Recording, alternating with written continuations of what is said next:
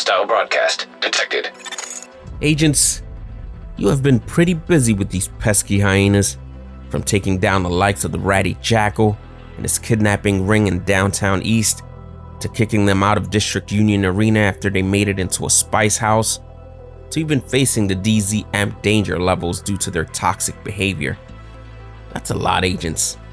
But it's a good thing Good Samaritans are finding different ways to step up and help. You mind if I record this? You're asking my permission? That's so normal. We still have ethics to uphold. Start from the beginning. My brother's missing 3 days now. I heard the paper route could help, no strings. We follow leads, that's all. Show me the photos. This is his building, after he disappeared? These, right here. Spice canisters. Could he have been mixed up with something? There's no way. He wouldn't touch the stuff. He hates the hyenas. Anyone been hanging around the building recently? A couple looters and scavengers passed through, but nothing out of the ordinary. I mean, given the circumstances. All right, take me there. You think he's still alive? I think we shouldn't waste time. You know what? Eloise assisting this random civilian has inspired me to go out there and make my way back to DC and help myself. I have my watch, my trusty backpack.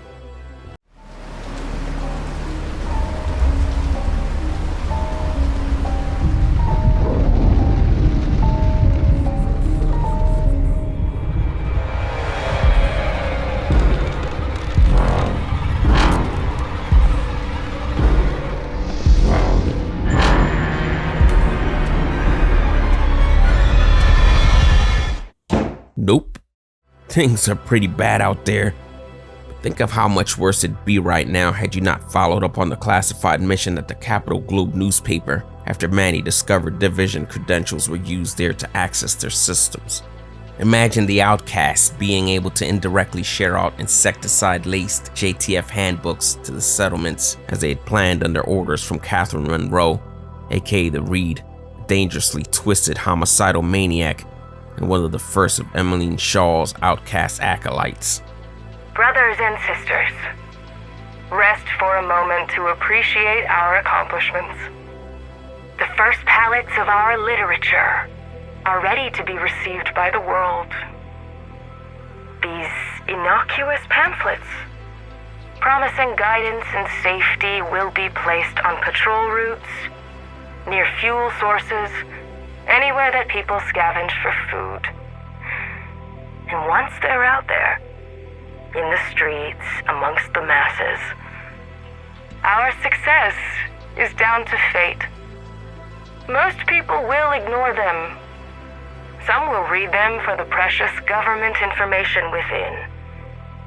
Maybe some people will burn this fresh, dry paper, enjoying the warmth of an evening fire or cooking a simple meal. Maybe some will take them home, to their settlements and families. Everyone who touches them is exposed to our pain. Insecticides in the ink, a few grams of vengeance seeping into their skin, filling their lungs. And we've seen what that vengeance can wreak. Our JTF friends died in days. God willing, everyone who ignored our torture on that island will be punished. Everyone who turned a blind eye to our suffering will get what's coming to them. Shaw would be proud. I am proud. Now, let us keep working. Capital Globe newspaper headquarters was previously used by the JTF to print out survival handbooks during the crisis. The outcasts refurbished the place and contaminated the ink so that anyone that even touched the material would get exposed. To make sure the insecticides was as potent as possible, they used some people they captured like JTF aide Julie Kim as test subjects to fine-tune the poison. Please, we're dying in here. Well, yes. That's the point, dear. We've never done anything to hurt you. We're an aid team. We're just trying to feed people, find medicines. I don't want to die. Please. Fine. You have a minute to make your plea. Convince me of your good intentions. Just whatever this shit is. It burns. We can't breathe. Help us. Give us masks. Gloves, even. We could work better. It's insecticide. It causes skin rashes, burns the lining of your lungs, can cause seizures even. The pain is the point, my child. 30 seconds. What? No, please. 25. Just let us go. The JTF will send people to look for us. Good. They can join you. It was the oh-so-virtuous JTF who condemned us to the quarantine zone. They can help in preparing our vengeance. Anything else? No, I don't want to die in here. Please. Oh, time's up, dear. I expected more. You were able to rescue Julie, and despite her lungs taking in the heavy vapor that was so concentrated they could block your mask filters, she was able to get out info to point you to the print office while mentioning a key you needed to gain access. Once inside, with the press running at full steam, the toxins was pretty much airborne. Your quick plan of action? To break the pipes where the ink flowed and to bypass any safety mechanisms so you could overload the press and put a full stop to production. Once that was accomplished, Monroe finally showed her face, and sure, the Reed would put up a good fight, but her thirst for vengeance would go unquenched, while you enacted just revenge for the agent she eliminated at the Potomac Event Center.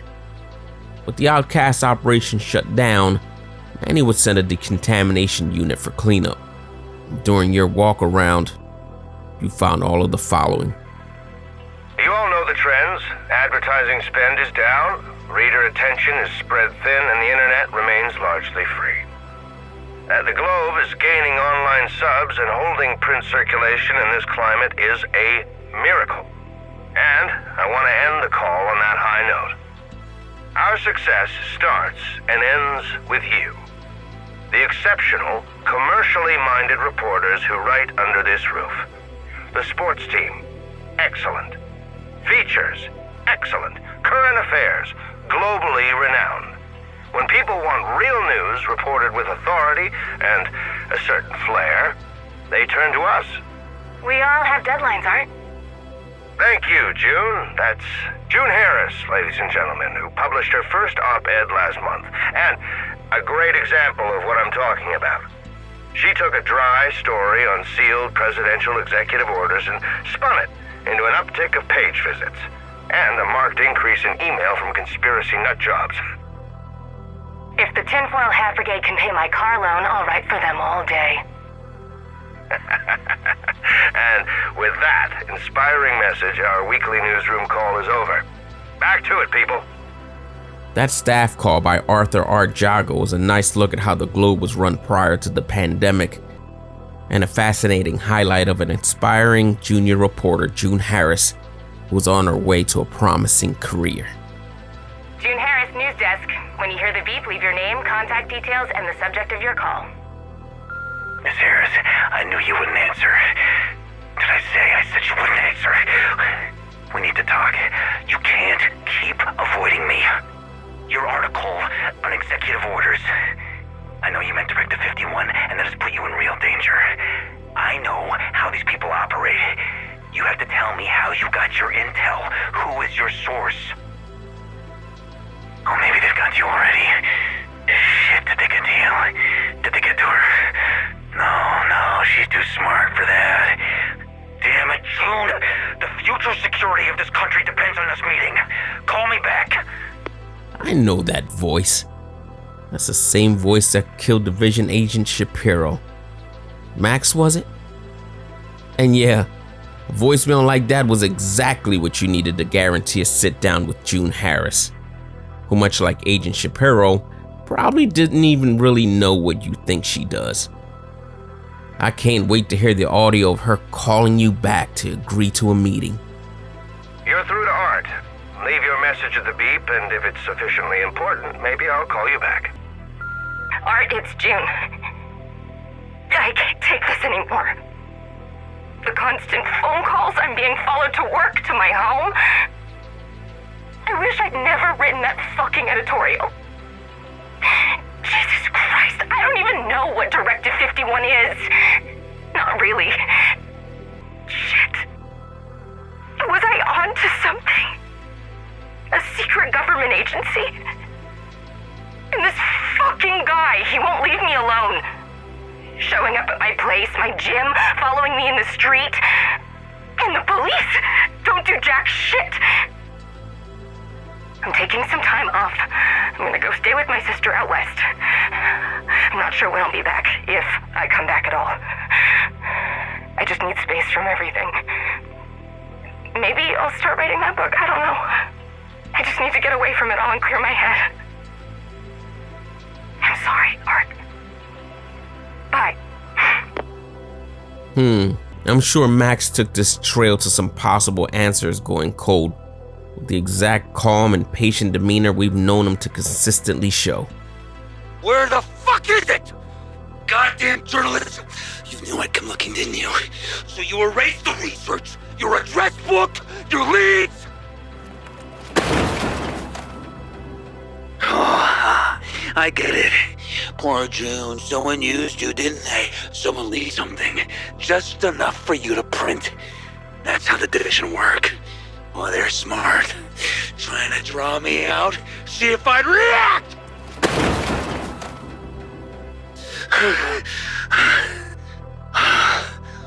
Okay. So there's no insider willing to spill the beans. I'm on my own. Fine. There's a pretty good chance this guy's gonna continue to be a problem. He can manipulate shade tech, and he's crazy. God forbid he combines that level of madness to an alliance with any of these psycho factions that like kidnapping people. I'll be watching.